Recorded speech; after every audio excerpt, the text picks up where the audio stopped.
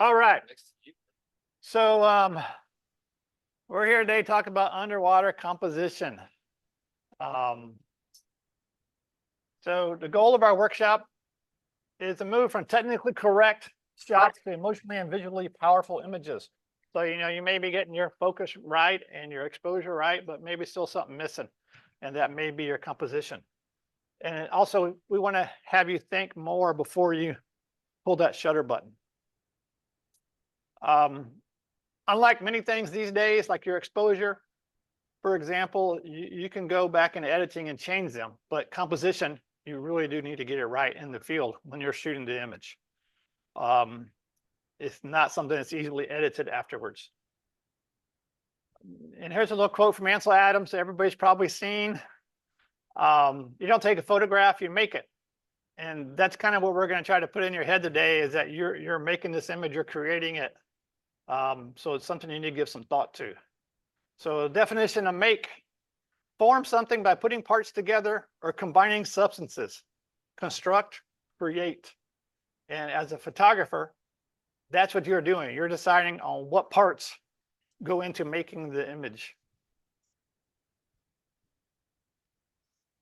Yeah, just curious, these guys on Zoom, can y'all hear them next room going here? They're having some kind of Bible class or something. No, can't hear it. Okay, I'm just curious. They're Don't hear it. praising. They're Thank you, praising a Jesus. lot. Yeah, thank you, Jesus. We can't hear it. Like that. They're acting it out. Hallelujah. They're a lot quieter than they were earlier. Are they rolling around in there? I don't know. I'm afraid to look. So basically, I'm going to tell you right now all you need to know about composition. Get close, get low, and shoot up. All you need to know. That's it. The end. Everybody can go home now. Okay. See you later. All right. Well, honestly, doing those three things, getting low, getting close, and shooting up, will solve like 90%, 95% of your photographic problems. Getting close will help fill the frame. It will reduce overcropping, which I see a lot as a judge in the photo contest. It will remove backscatter and lack of sharpness due to having to shoot through too much water. It's a huge, huge plus when you get close. Get low. It helps make your subject more prominent and important in the frame, which you want to do for your subject. That's why you're shooting it. And then shoot up. It helps to isolate the subject from the background. And we're going to look at examples of how these things work in this show. So this is Maui. He's a character from Moana. And when you're shooting down on him, he doesn't look important, significant, who cares, right? But when you shoot it from a lower angle, obviously he's much more important now, more prominent in the frame. And that's really what you want to shoot for, is shoot up on your subjects. And I know getting low is difficult. Everybody can whine about it. But, if I'm able to get on eye level or below with all these different flounders who live smack dab right on the bottom of the ocean, then I think that you should be able to get low also. Nudibranchs, same. They live on the bottom, but it's still possible to get below them and shoot up. Okay? So it should be really easy on normal subjects like fish to get below them and shoot up. And of course, obviously easier on manta rays. And also getting below and shooting up on the wide angle scenes is also really important. So this is the image you may have seen before. I've used it a few times in different talks. This is a photo my daughter took of me with my camera after I photographed her in front of this sponge. And this is just to show you the difference between two photos of what the difference happens when you get low and get close. So this is my daughter shooting me. And this is when I was actually shooting her the first time, much lower and much closer. And you can see how much more prominent that sponge is, which is the primary subject in the image. That was my intention when I shot her anyways. So getting low and getting close can really change the look of an image. Very simple. So mastering composition starts with mastering body position and control underwater. If you don't have that, you're going to have great difficulty getting close. So here's your normal diver, drifting along with the current in Cozumel. His buoyancy is good, but his trim is bad. So he's not kicking or anything. He's staying neutrally buoyant, just drifting along. But he's at an angle such that his face, or if he has a camera up to his face, is going to be so far away from the reef that he's going to have a hard time getting below anything to take a photo of it. And so trim is what really matters, not just buoyancy. And, you know, if you have proper trim, you're going to be straight horizontal. And that's what you want to shoot for.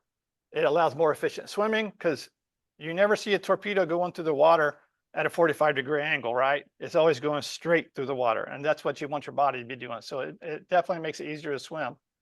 And also enables your camera or eyes to be much closer to the reef without bending the bottom or the coral or what have you. And this is just showing what we're talking about. On the left, good trim. On the right, not so good. Okay, your face is too far from the reef.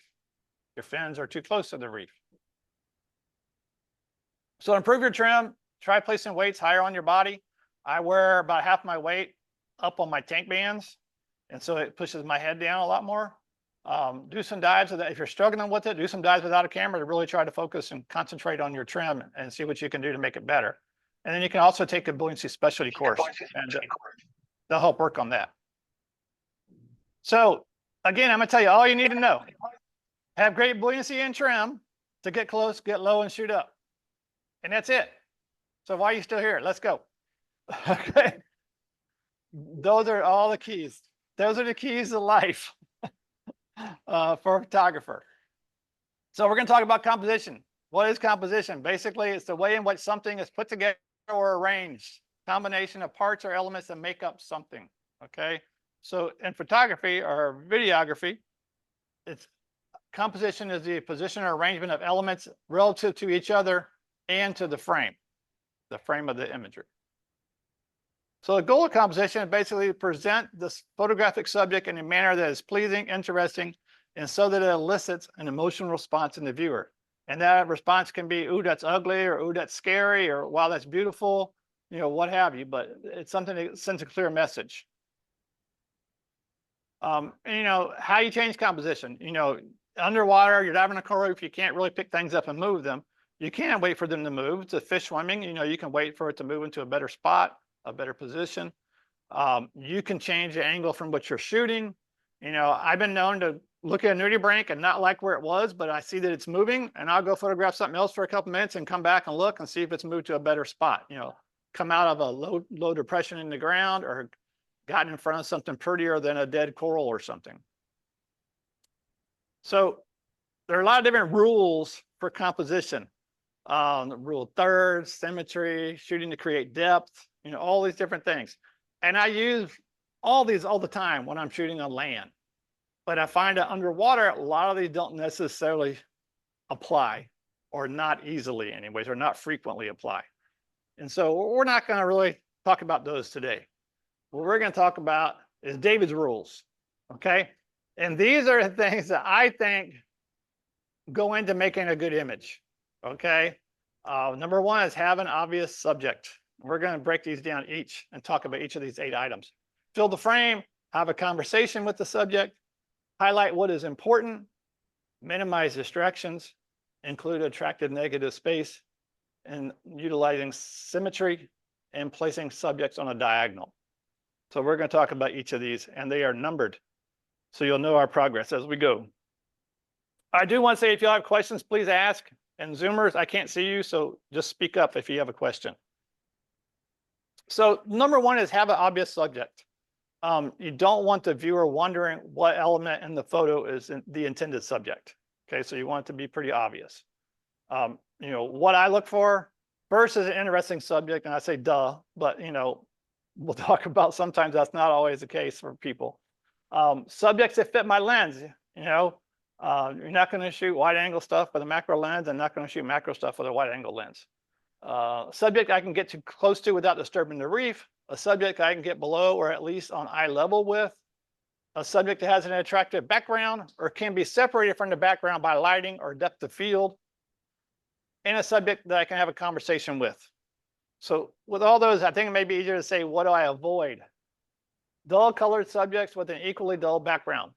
As I've been judging the Hubs Photo Contest for, I think 6 years or something now. And you'd be shocked how many times we get photos of really dull subjects on dull backgrounds. It's like color wins a lot. Okay, so unless you have nothing else to enter, don't enter dull colored stuff. Subjects surrounded by fragile coral or sponges, I avoid. So if the subject is in a position that I cannot get to it, get below it, or get on eye level with it to photograph it without crunching the coral or crunching the sponge, I'll just pass on it and go to the next one. Subjects down in recessed areas of the reef or bottom, because you can't get on eye level or below it if it's down in a little hole in the sand, right? So just look for the next subject. Subjects with cluttered or busy backgrounds, pass. Subjects that are giving me their butt. You know, sometimes fish are turned around, but I will say if they have an especially attractive butt, I will photograph it. Okay, so I like taking pictures of parts of fish, and if they're in a position that I can't get their face, I'll shoot their other parts. Not an issue if they're pretty. So just add something of interest if you can't get their face. And this is the foot of a frogfish and its toenails. I think it's cool looking, you know, maybe, I mean, it's really unique, and unless you're looking for it and searching out something to shoot, you know, the frogfish's face is buried in the sponge, but here's this pectoral fin and it looks really interesting. So anyways, choose to pass on less than ideal subjects. Be very picky. I even tell my dive guides frequently on the first dive, I say, I'm selective, I'm very picky. So if you point something out, don't be offended that I do not photograph it, because I don't need a lobster in a hole or, you know, whatever. You know, I'm interested in things that I can really talk to and photograph, not just things that check off a list. So the more time you're wasting on these kind of shots, the less time you're going to actually be pursuing good shots. And from a dive trip, I'd rather have a handful of really, really good shots than 100 pretty good shots. And so strive for those really good shots, the dynamite images. And also select subject based on your camera. You know, don't chase everything on the reef when you have a macro lens. Just specifically search out small creatures that fit your lens.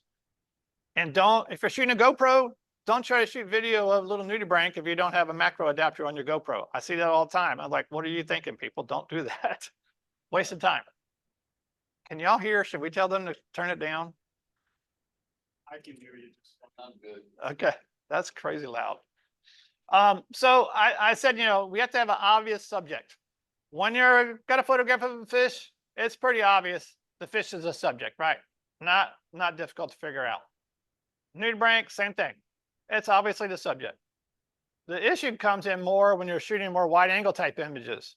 And for example, this shot, we got a sponge, we got a fish, we got the hole in the reef in the background. What's the subject? Yeah, I don't know what the subject is. I took the photograph. I don't know what subject is, right? And that's why it sucks, because there is no obvious subject. And I see a lot of images like this. And you really need to narrow it down some. So for wide angle, you really need to anchor for your image. You don't just want to shoot the reef. You know, choose an anchor to compose your photo around. So here's a few examples also about there's no anchor.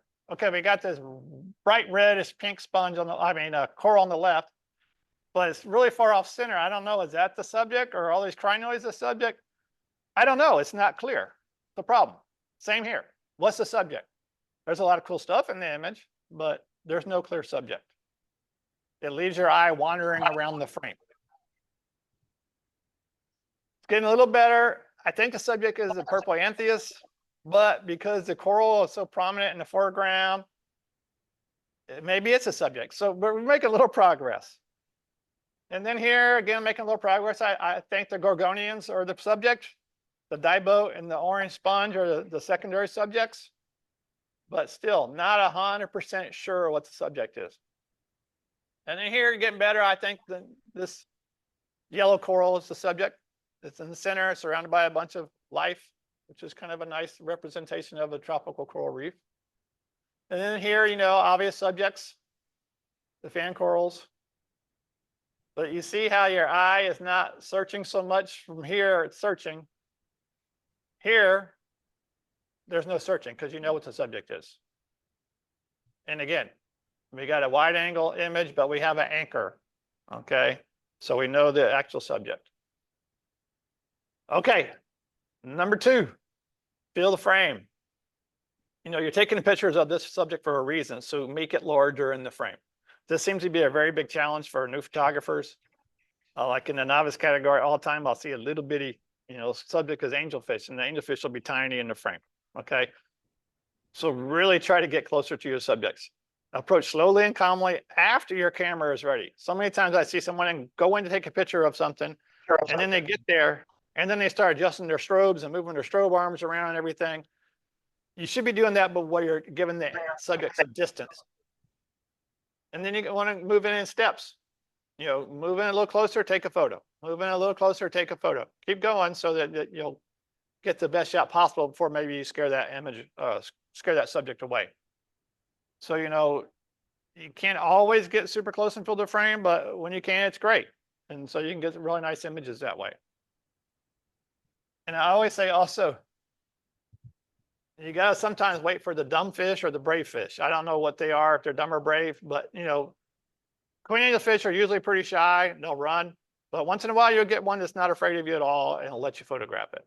So just be patient.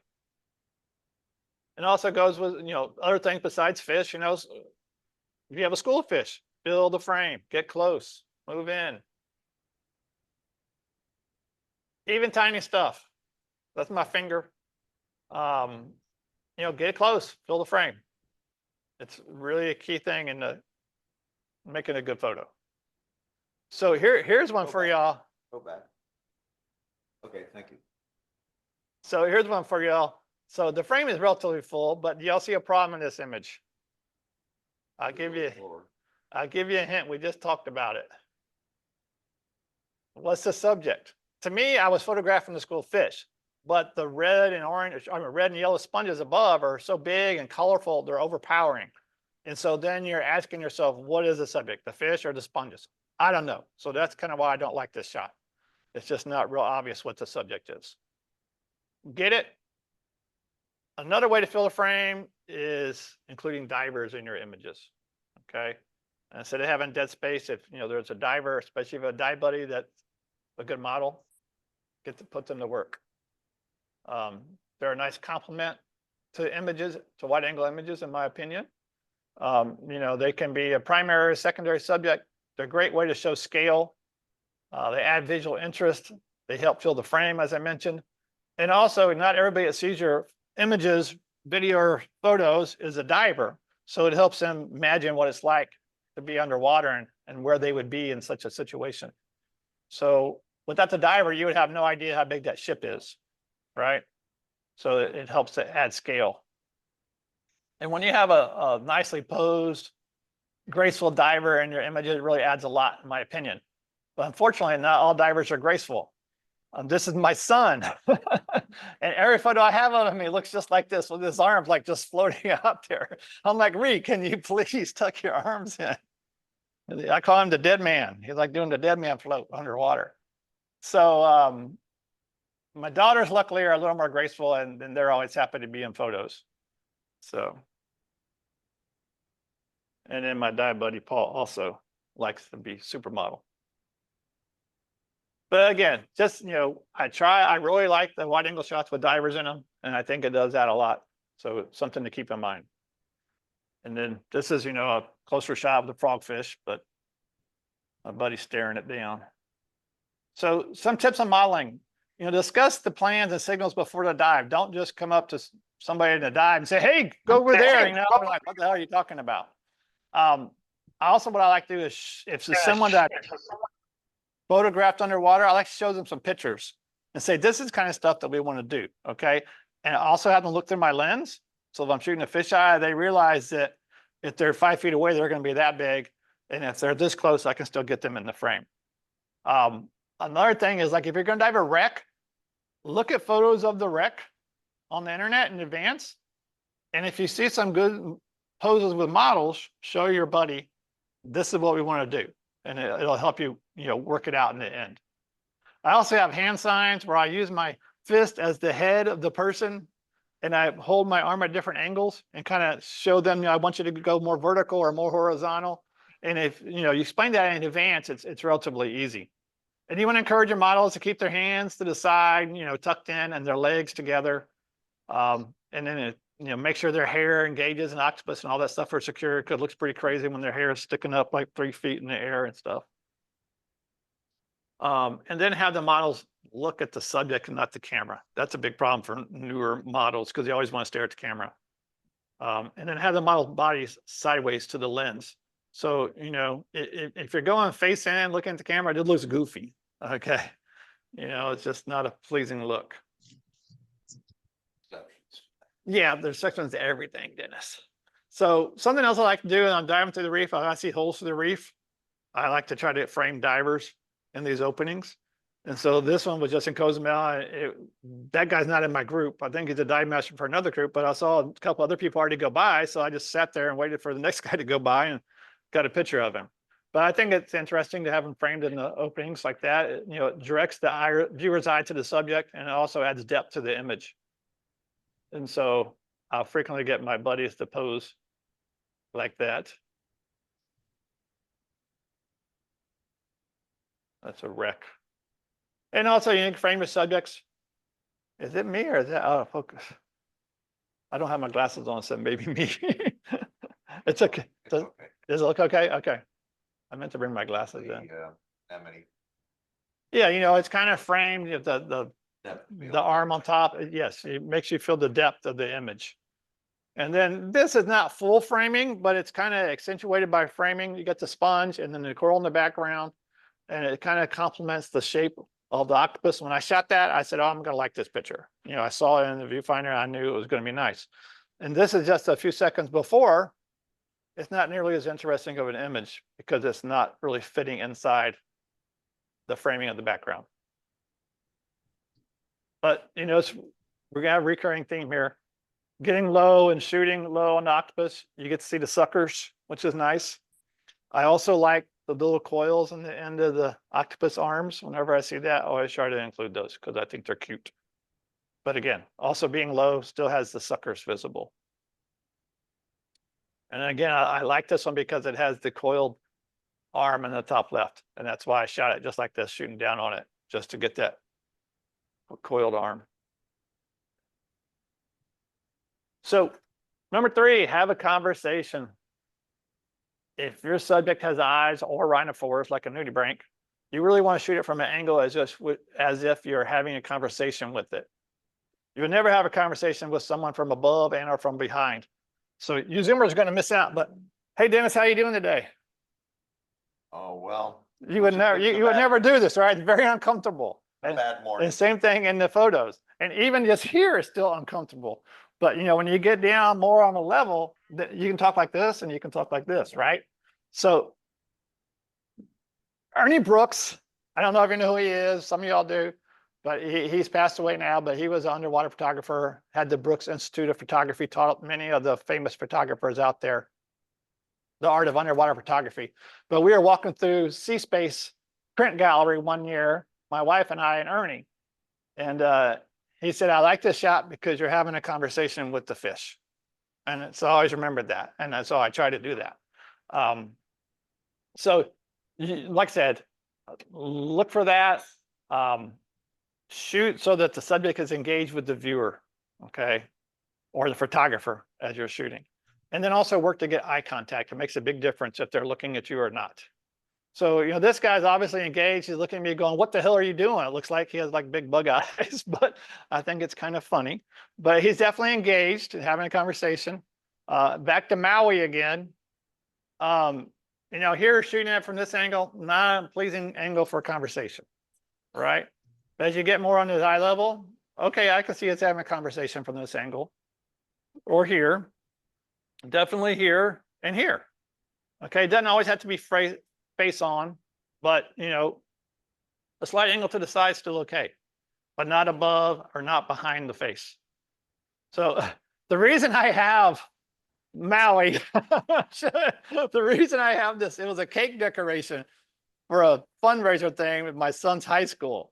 He had to be a character of some sort, and my son's kind of a thick kid, you know, big boy, and so there are only certain characters he could pull off. And this was about the time Moana had come out. And so he was Maui. So he had this tattoo suit, basically. So that's my son. And anyway, I decided to put that in there to give him a hard time. And today's his birthday, as a matter of fact. He'd probably kill me if he knew I was showing this picture to anybody. Anyhow, so here we are having a conversation with the frogfish, right? From the side, but a little bit of a frontward angle. I think you could definitely talk to them. You can talk to this fish. Seahorse. Okay, so pygmy seahorse.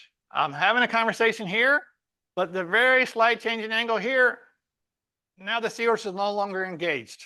He's not paying attention to me. He doesn't care about me, right? You see the difference, or is it just me?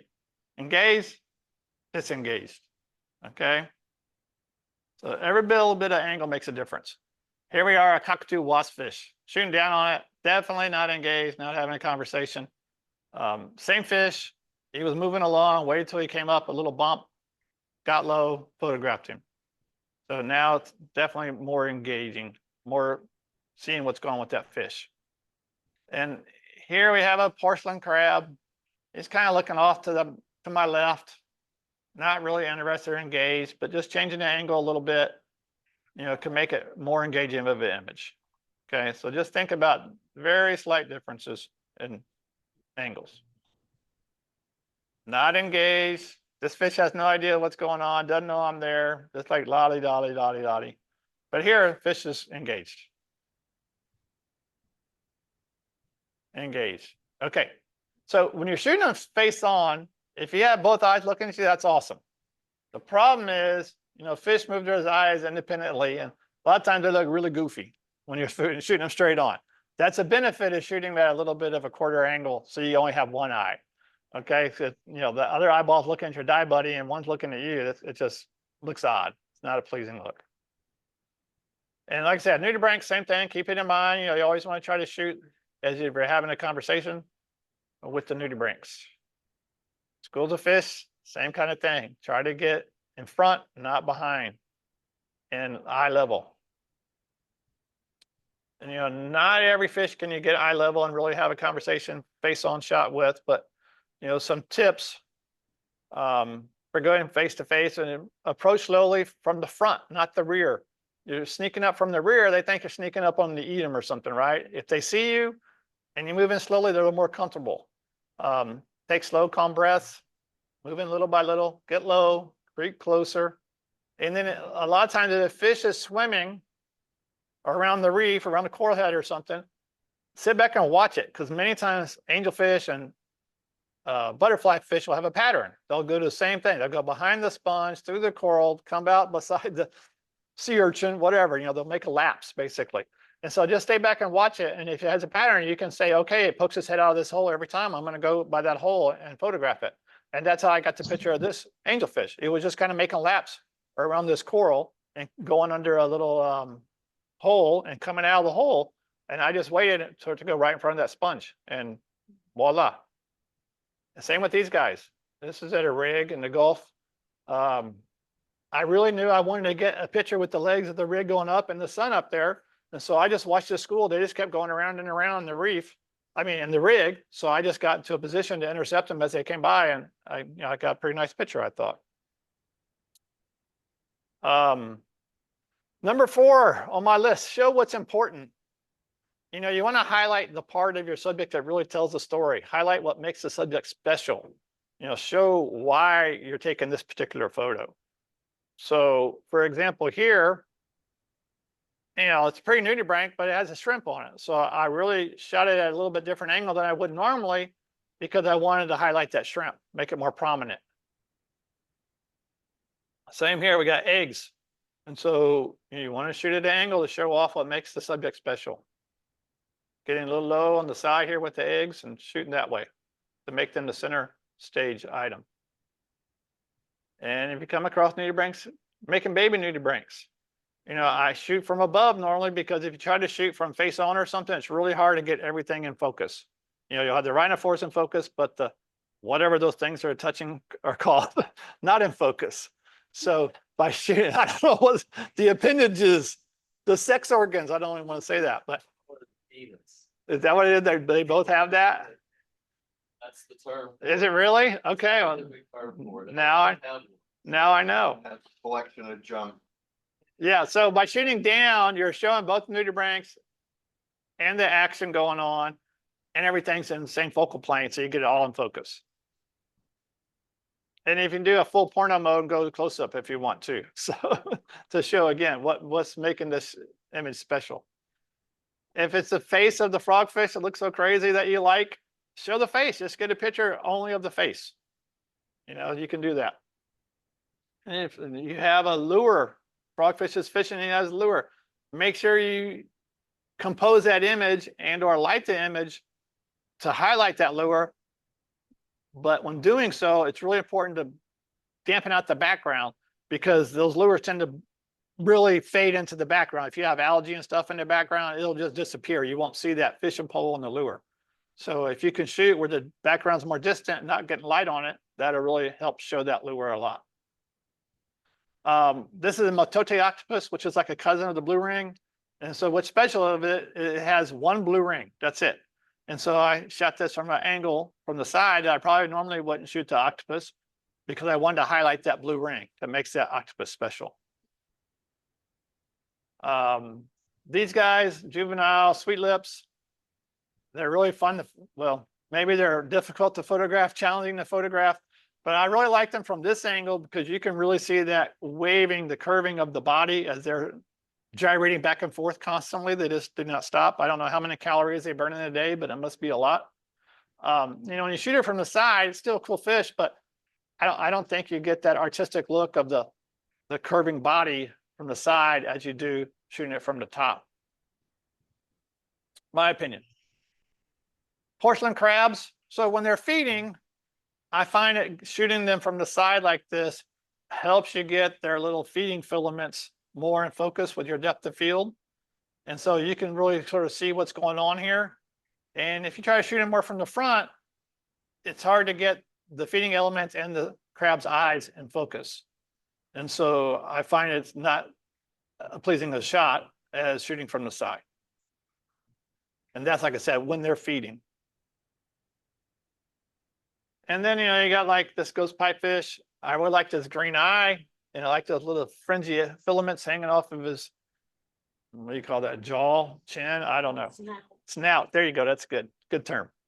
And so again, just getting a close-up shot to really highlight those things that sort of make that image, that creature special.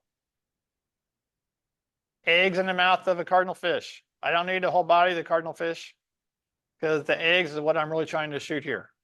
So by just getting close and really highlighting on the part of interest. I love peacock mantis shrimp. They're a cool subject. A lot of times you see them in a hole. I really like this shot because it shows its club. You know, the ones with the round eyeballs have the clubs. And the ones with the elongated eyeballs have the slashers, like the knives. And so this one really shows the club well. It's used to break open crabs and shells and stuff. But the part of the peacock mantis shrimp I really like are the eyeballs. And so by, you know, working to get close to photograph just the eyeballs and make that an image, it's, you know, to me, the most interesting part of that creature. They're supposedly the most advanced eyes in nature. Look it up. We need a break yet? We'll keep going. Okay, we'll keep going. I got another break question mark in a few minutes. I have a question. Yes, sir. That I'd like to hit you with now because you're continuing to talk about it. I always thought that you should get the entire subject in the picture, but you are talking about the eye and the head as being the primary subject. So who cares about the rest of the animal? That's pretty much what I'm hearing here. Okay, well, yeah. Okay, well, there's two things. If you're taking a picture of almost the whole subject, but you cut the tail off, that's a big no-no. My opinion. If you intentionally shoot just the face, we're good. Anybody else have anything to chime in on that? Boy, I like that. Yeah. So the thing is, you don't want to have this picture here and accidentally cut off the last, you know, ½ inch of its body or something, because that would look like it's cut off. A lot of times when I have a photo that I have about 3/4 of a fish. Right. You crop it tighter. I'll Yep. crop it in so that I have just Exactly. a torso or a face. Yep. Exactly. Let me make a comment. Sure. Don't throw those incomplete photos out. Now you can use AI to add the tail back. Saw- Yeah, saw a I know. Presentation by Aaron. Lewis. Oh, yeah. Yeah. Yeah. It's just astounding. I know it. It's crazy. There's two different kinds of AIs, and they use generative AI. This one to go out and search the entire universe for things that look like that. Yeah. So she had ones, it's in a crop feature. Okay. Take the crop and expand it, because you didn't have that guy's tail in it, and let it go off and work for a while, and boom. The So- background is filled in a very plausible way, you know, it's just. I don't know if you Zoomers can hear Craig. Craig's talking about, they went to a presentation at GEMA from Erin Quigley, who's like a Photoshop guru. And she was saying, don't throw away those images where you cut part of the subject off, because now with Photoshop, oh, Craig said it. Because now Photoshop will generative refill and complete that shrimp or fish tail that you cut off or whatever else.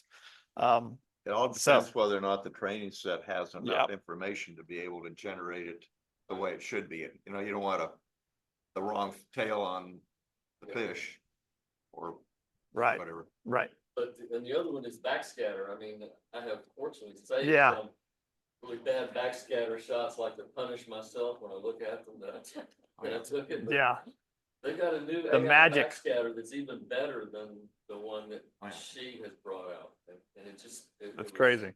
stunning. I've I- lost several months of time taking backscatter out of things. Yeah, and her point was really good, that she said this new one doesn't smear, it doesn't leave marks, she had one that had bubbles going up through light rays, if you can imagine. And just took out all the bubbles. The light ray stays intact, yeah. The light ray, oh, I was. So Scott, to answer your question, it was- I like intentionally shooting parts of subjects. Okay. I don't like it when part is chopped off by accident. So it depends on what you're talking about and what you're wanting to do.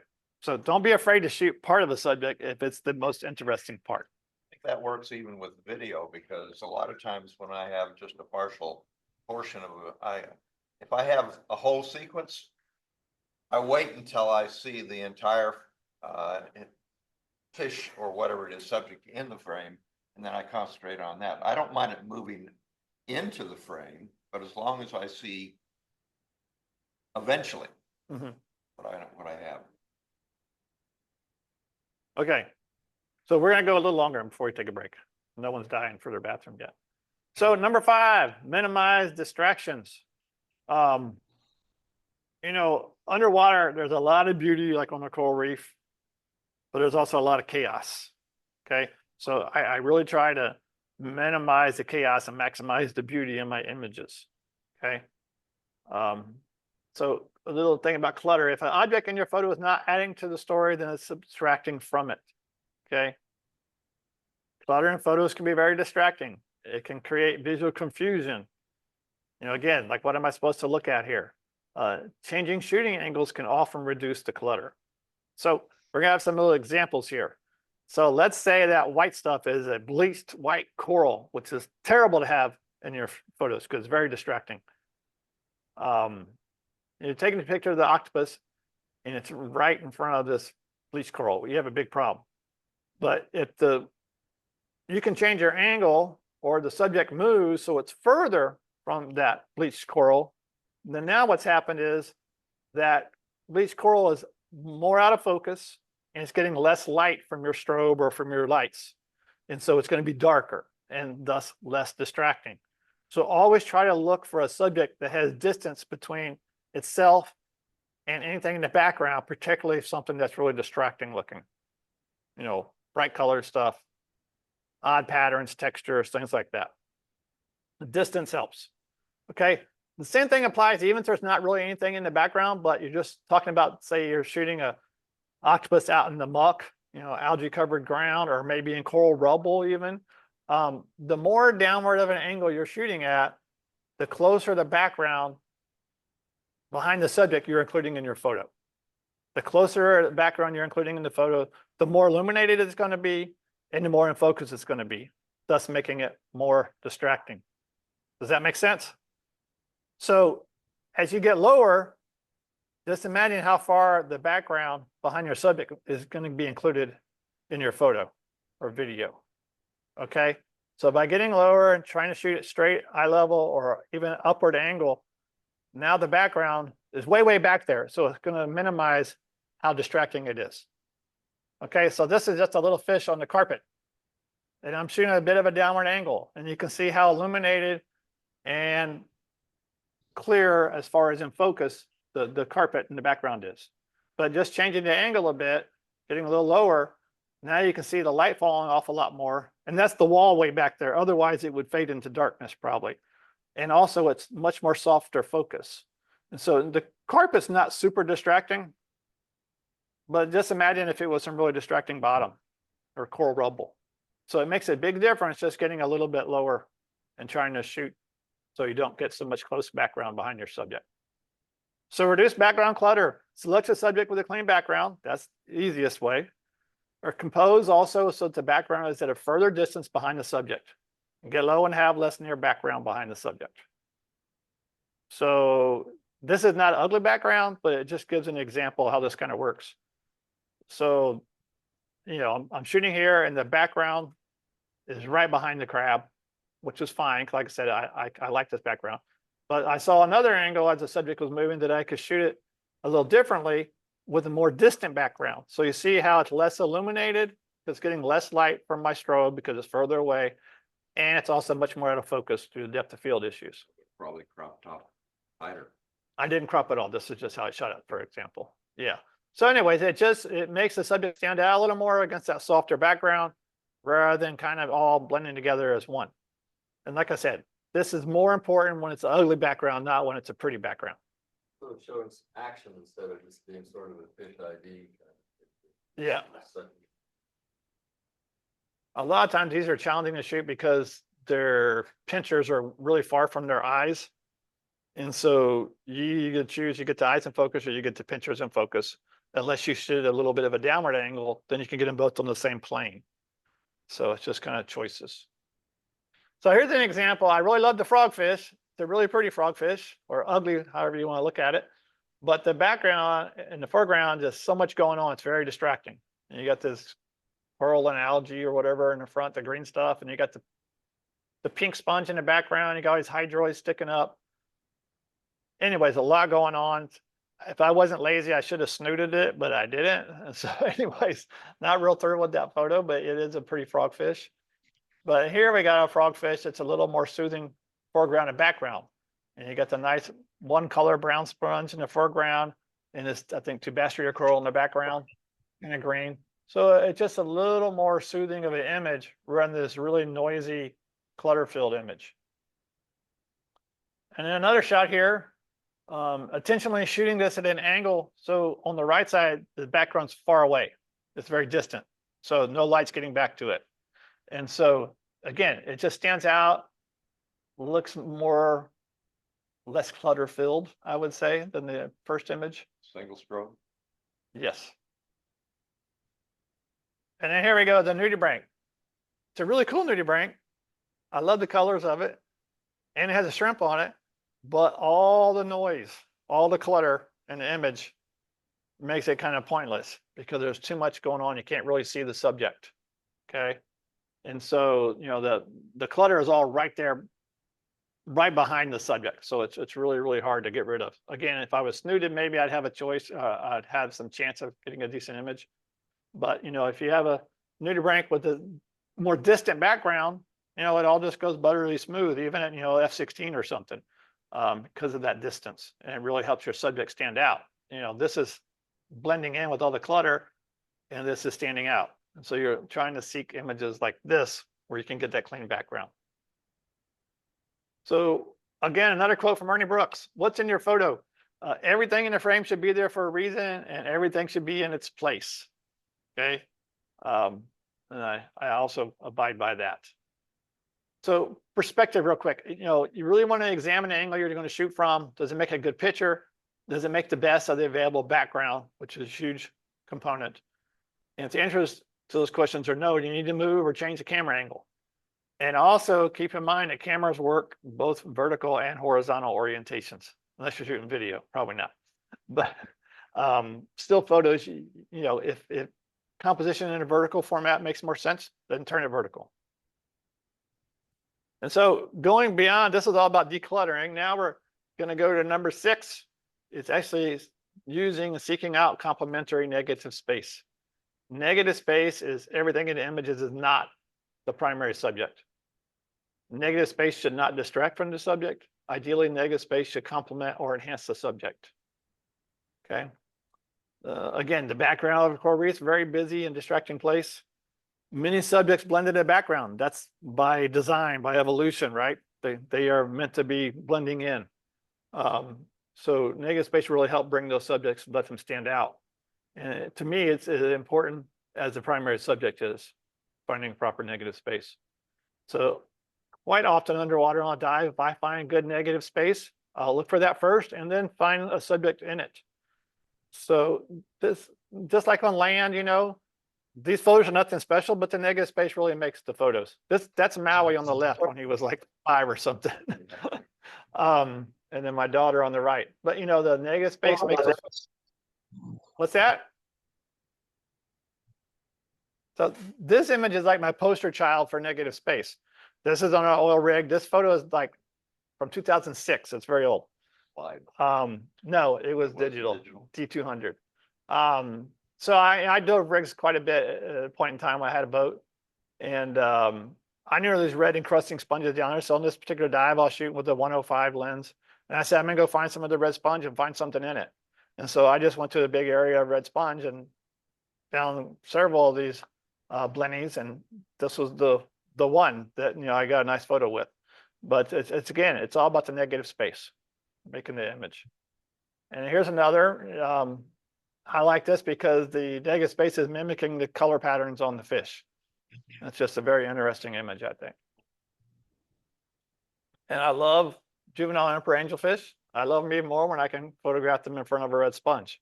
Again, finding a negative space, you see your subject and you see him moving around, you're like, I'm gonna go set up by this sponge and hope he comes this way, and sure enough, here we go. I love tunicates, but I don't photograph them too often because they're usually surrounded by a bunch of algae and crap. So when I find them in a really nice area with a nice surroundings, a nice negative space, I like to photograph them. So I think this turned out to be a nice image. Nothing super special, but pretty. Same thing with like Christmas tree worms or tube worms. You know, usually they're surrounded by a bunch of rubble or other worms, what have you.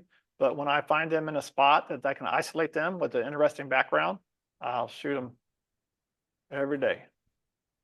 Again, just, you know, all by itself.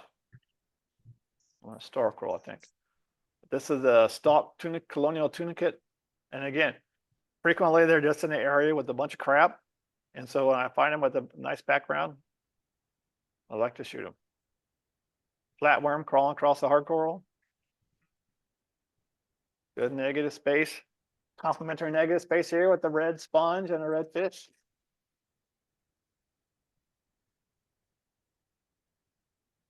Sorry if y'all heard that, I dropped the microphone.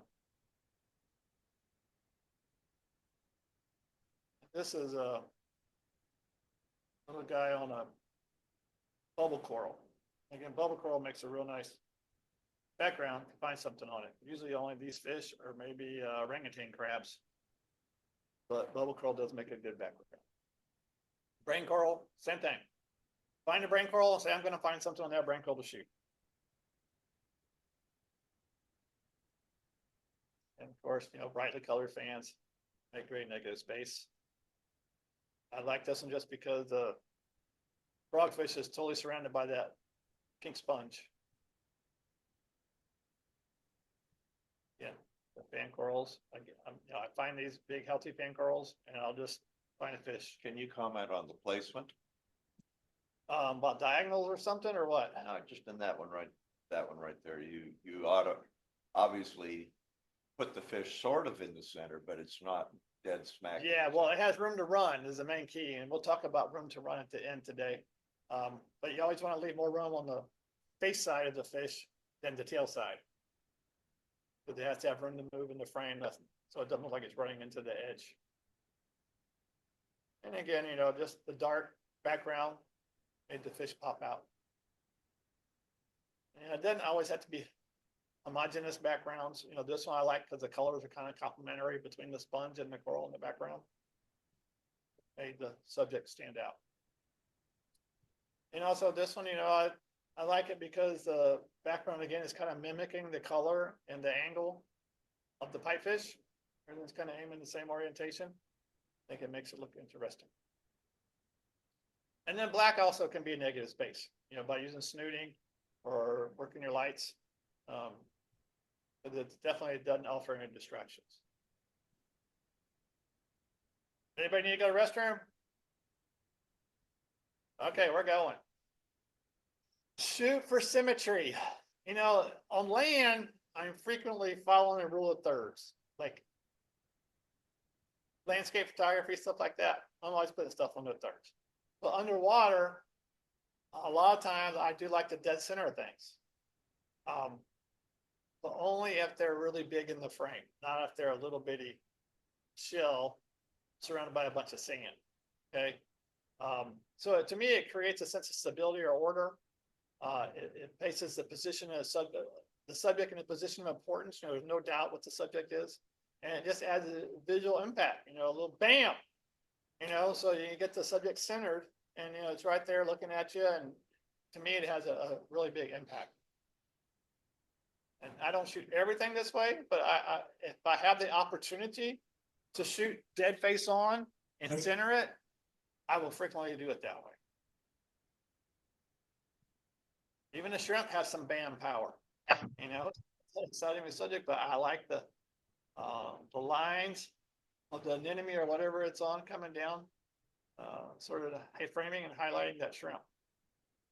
And this is that Matoti octopus that I had a photo of earlier. You can see this little blue circle on the left side in that dark area. But this is a face-on shot. And I took that first, and then I realized I needed to show it from the side. It showed the blue ring. That color pattern. I've ever seen octopus do that. Yeah, That's pretty wild. that was an antelope. Usually see them duller than that. Yeah, no, he's lit up. And that's the one I think that got eaten by a mantis shrimp. Yeah. Really? So anyways, like I said, if I have the opportunity to shoot face on, squared up, I personally like it. And, you know, here on subjects like this with a really long snout, mouth, you got to be careful that you're focusing on the eyes and not the tip of the mouth, because it'll be, you did that, the eyes will be totally out of focus. Again, eye contact, having a conversation straight on. And these guys, you know, stargazers, I see a lot of times, and I've done it myself, is trying to get low and shoot it more low and focus on the eyes, but then it throws the mouth really out of focus. And I kind of like the mouth and the eyes both be in focus. And so to do that, you kind of got to be above and a little bit of an angle, because they have the interesting little filaments in their mouth that I like to have sharp, as well as the eyeballs. Even the crab. And shrimp and crabs can be quite challenging to shoot because their eyeballs are kind of spread apart, and they're always both showing. Whatever angle you shoot them at, both the eyes are going to be showing. And so if you're shooting from the side angle, usually one eyeball will be in focus and one will not. So by shooting them straight from the front, you get them both in focus. And, you know, divers sometimes, if you've got things to frame them and center that thing, it looks interesting to me. It looks fun. And also I do texture shots of things. A lot of times if there's something that's sort of round, I'll center it. This is a crinoid, the inside of a crinoid. So, and like I said, this only works shooting things dead center like that if they're really filling the frame. If they're really filling.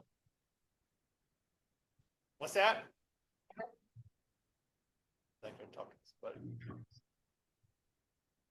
So yeah, if it fills the frame, don't be afraid to put them dead center. Another thing is if you have a linear elongated type subject, you really want to put them on a diagonal. You know, putting them on a diagonal creates visual motion.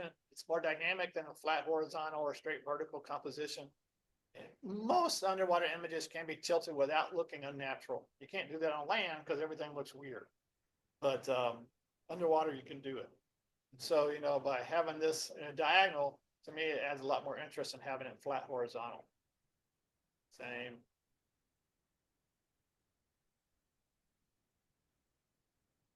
So this guy is straight vertical. I like the the picture and everything, but I'd like it better if it was out on diagonal rather than straight vertical like this.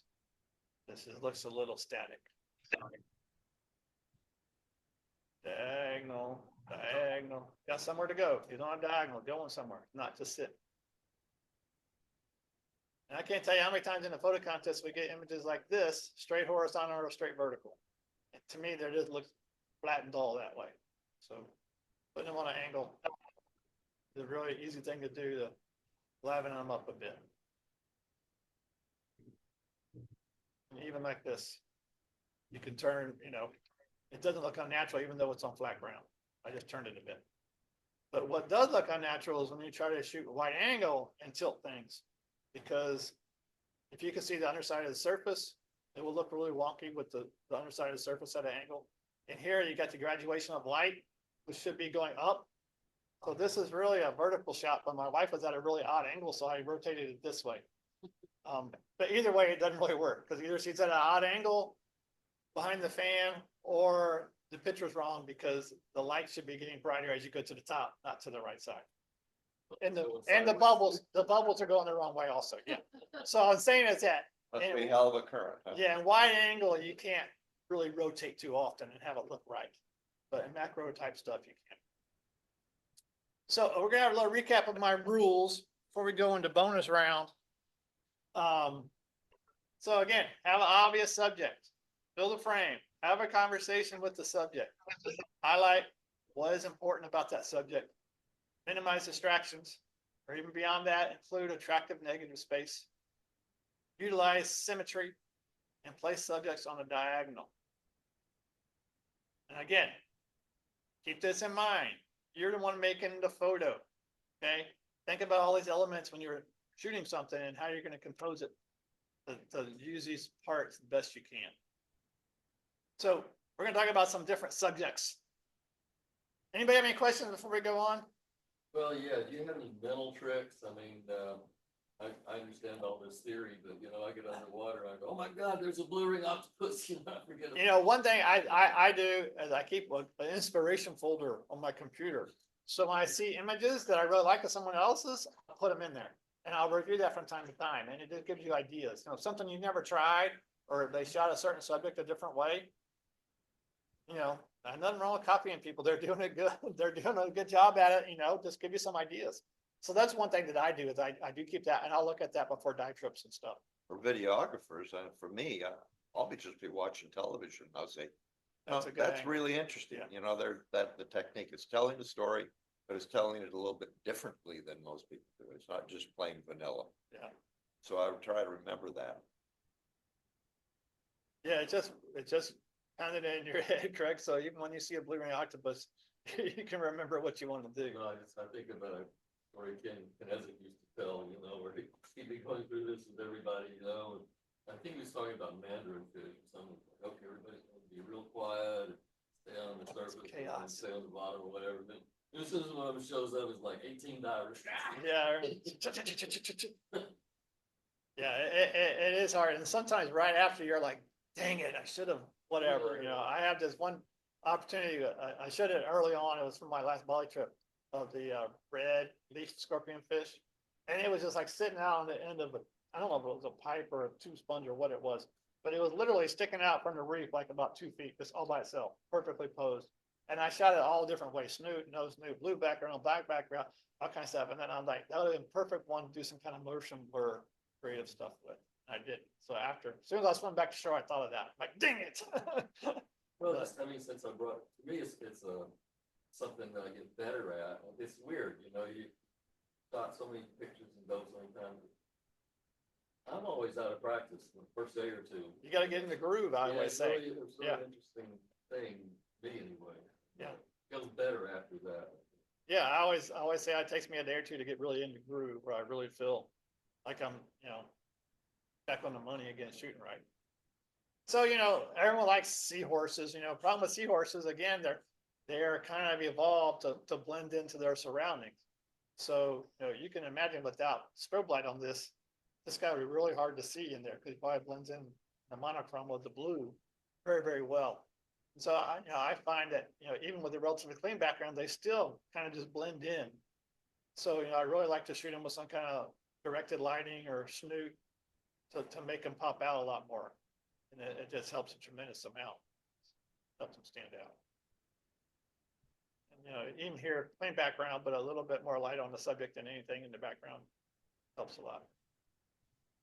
And then, ghost pipefish, they're very long and flat. And if you're, I hate to say it, but most all my pictures are kind of boring because they're all from the side and on a diagonal. But that's the only way I find to really get them in focus.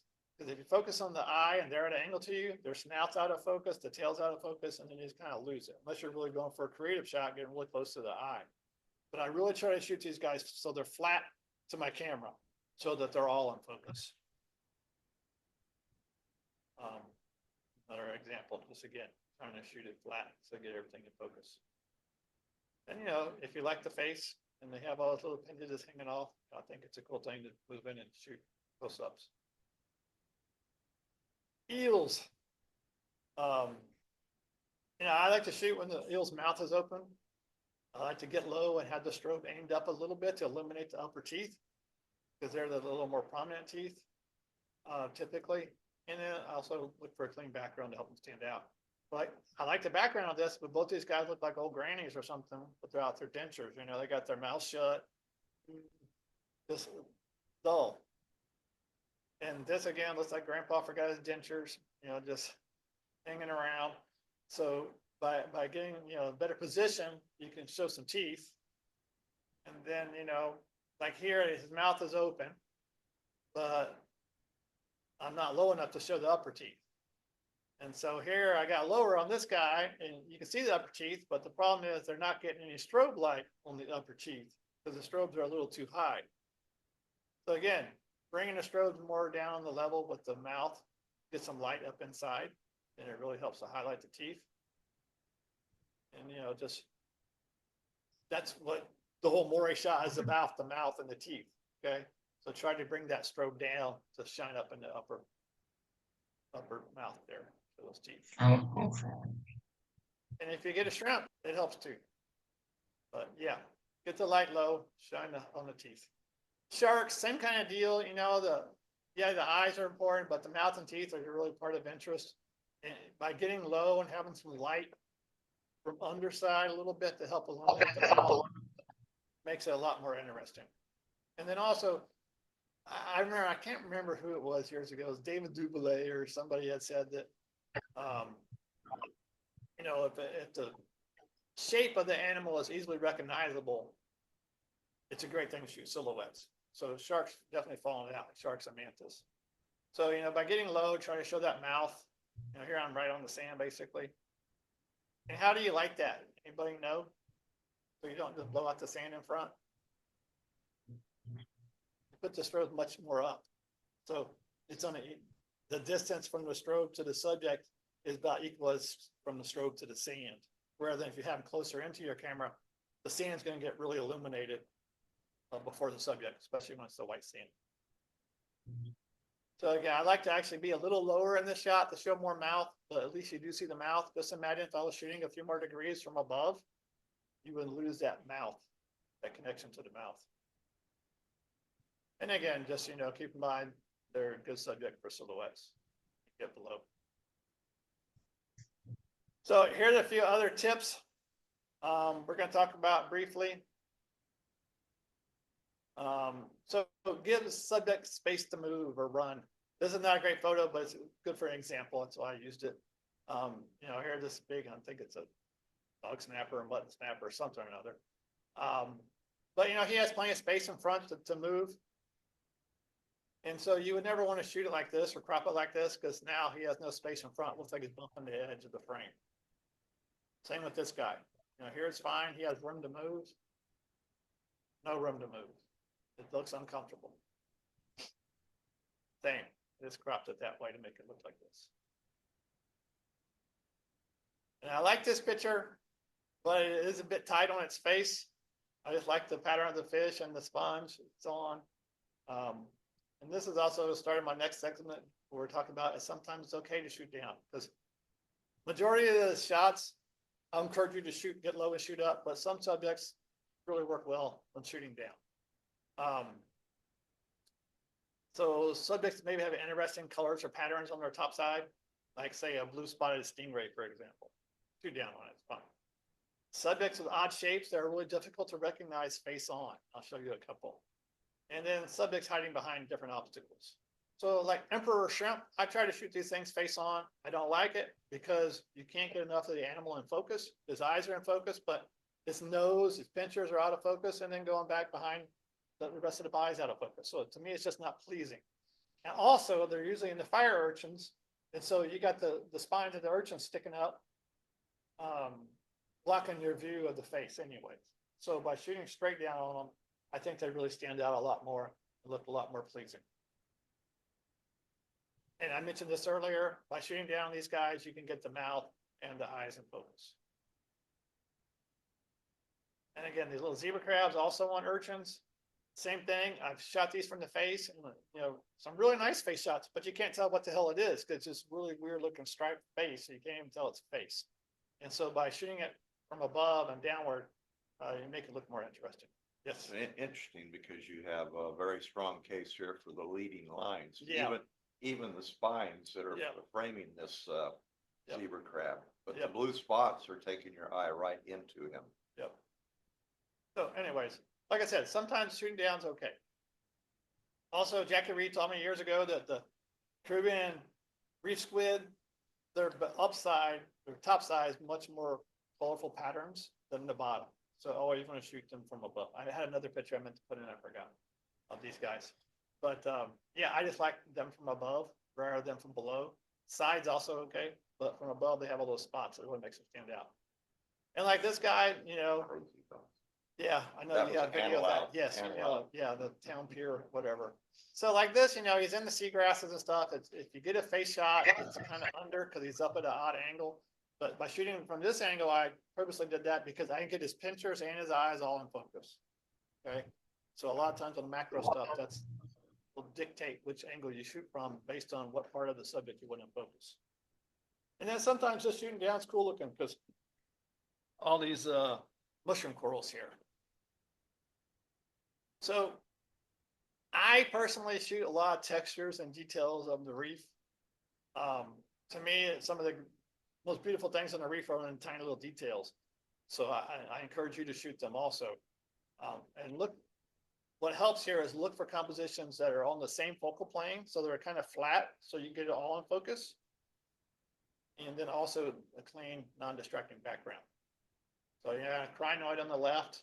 You know, I look, when I see a pretty colored crinoid, I look, is there a part of it with some of the arms or whatever those things are called that are kind of in a flat line that I can get all the focus from side to side of the frame.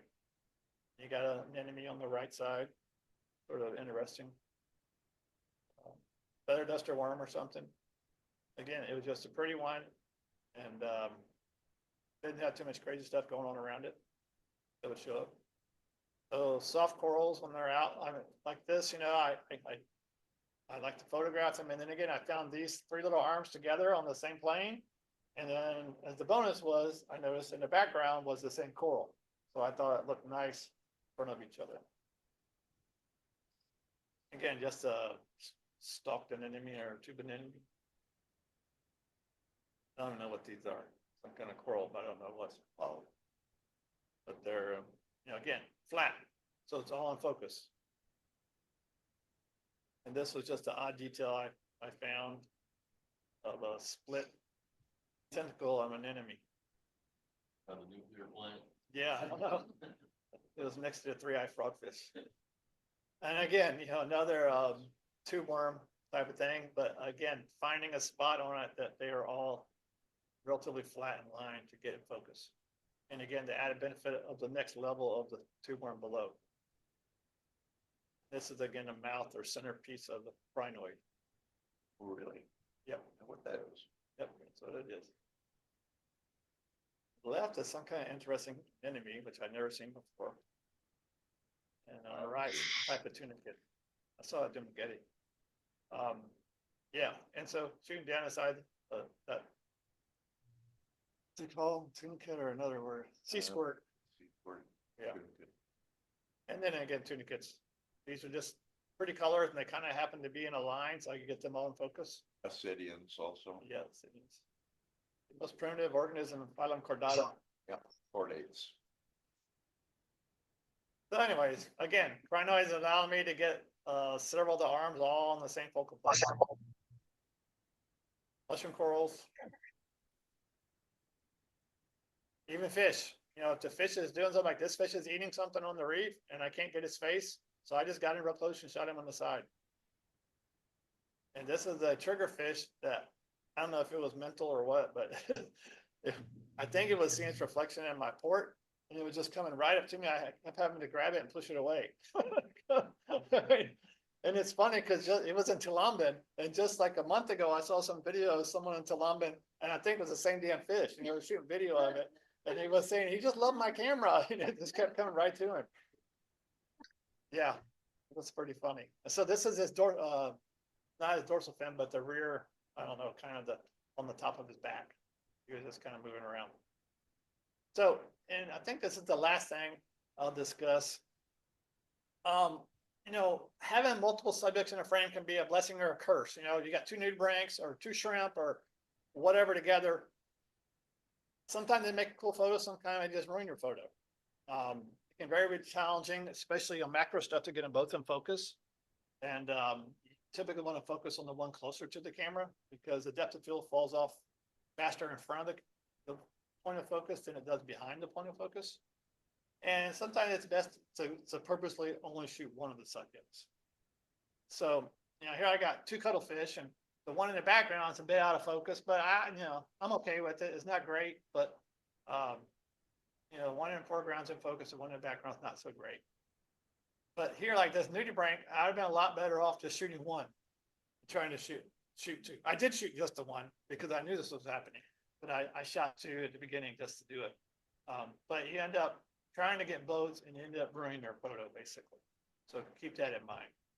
You know, sometimes they're all on about the same focal plane. It can make an interesting image. And this, I don't like this too much, Scott, because I cut their tails off. I was not gonna say anything. Yeah, no, but I don't, was certainly I don't. looking at But this is an example about, you know, having two subjects. And so that's a problem. Yeah, I can fix it now in Photoshop. But yeah, I don't like that because that is an accidental tail cut off. You know, that's what it looks like. If you crop it closer Yeah, on right. left, right, and the bottom. And then it would look more intentional that I was trying to get the crisscross. That's true. But this is that shot, avoid basically. that problem. And so these guys cause a problem a lot. It's the shrimp goby and the shrimp that live together in the hole. You know, the shrimp is the bulldozer, keeps the hole clean all day. And the fish is on the lookout, see the antenna on the left side. The antenna is always touching the fish. And so when the fish gives a certain wiggle, it tells the shrimp to run down the hole and hide. Somebody's coming. I think their secondary job, Blenny, is to kick crap down in the hole and keep Them employed. keep employed. Keep them job security. Yeah. And so anyways, this can be a big challenge to photograph these so they're both in focus because you want the shrimp in focus too. Here you can't even tell it's a shrimp because it's so out of focus in the background there. And so by looking at it and changing your angle, I could change my angle here and get a better shot. I'm echoing for some reason, but this is a different subject, so don't be confused.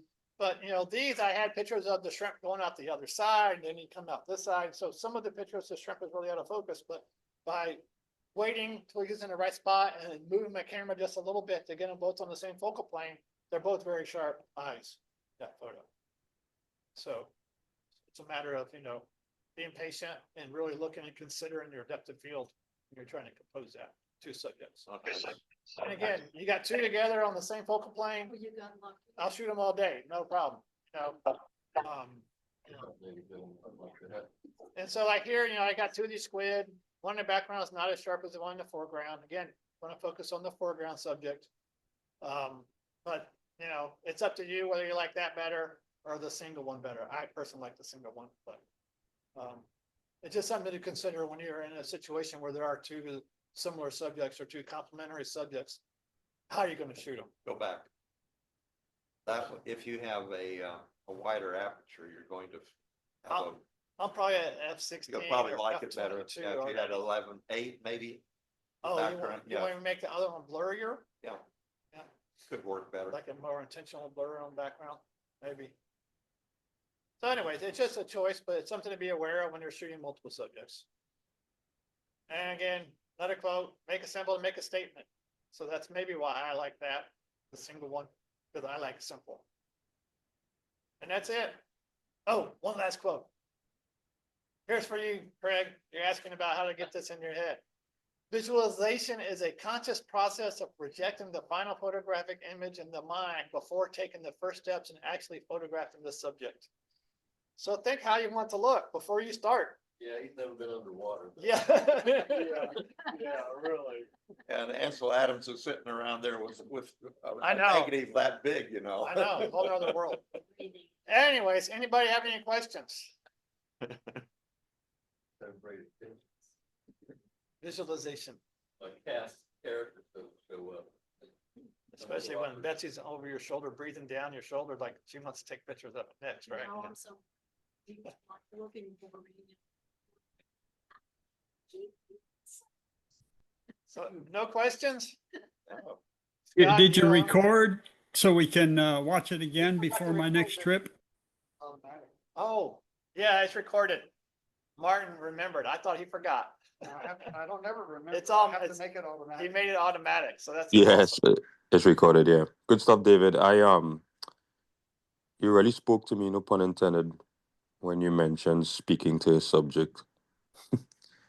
I sometimes do that. I argue with my subjects sometimes too, but that might be a conversation for another day. You're saying like, come on, baby, move over a little bit. Come on, come on. Not that politely. Yeah, Yeah. I talked to him too. I know actually, you know, the Burecks used to talk about humming to the fish. When they would be photographing fish, Yeah, they would hum to them. And they said Like- that it made it look or maybe linger some. I never Yeah. tried it. that's on the But edge of also fish. another trick that Ah. I know spear fishermen use and Jackie Reed used when photographing his fish. Jackie had a lot of great photos of angelfish and butterfly fish. He would hide his eyes from the fish. And like when you're spear fishing, he would do that too. He'd put his hand over his mask and just have a little slit that he would look through. Huh. And so what Jackie would do, I saw him do this and we talked about it, is when you see an angelfish or something on the reef you want to get closer to, you can immediately put his camera up to his face, which I know sounds weird because you got big strobe and lens and torch Yeah. and stuff. But he said that by putting the camera to his face, they don't see his eyes like a predator coming at him. You ever speak squid? Yeah, speak cuttlefish and stuff. Yeah, So anyway, keep talking to the fish, Justin. If it works. do it. yeah. Is that the last one I had a really strong chat about was Sailflin Blenny and the Flower Gardens. You Boy, can also, in front of things that are in the hole, you can take your stick and you can tap in front of that. And that will make them curious when they come out. Octopus especially. Another thing I've done, and it's worked a few times. I don't do it often because I don't think about it. Is you have your hands on your handles of your camera. Wiggle your finger and stuff. A lot of times the fish will look to see what it is. If they're looking the other way, their eyeballs sort of in the other direction. If you do that a little bit, they'll look sometimes and you can shoot it then. It's interesting. I hadn't thought Yeah. about that. So did your self-in Blenny turn out after cussing them out? Justin? I got self in Blenny's on the trip to. Si- the si- Flower Gardens? yeah, I was definitely cussing him out because every time I backed away, he would flare up, and the things I told him, yeah, I was sitting, he straightened up. I had a minute and a half to get about 5 seconds worth of self in Blenny. You got it. Yeah, I got it.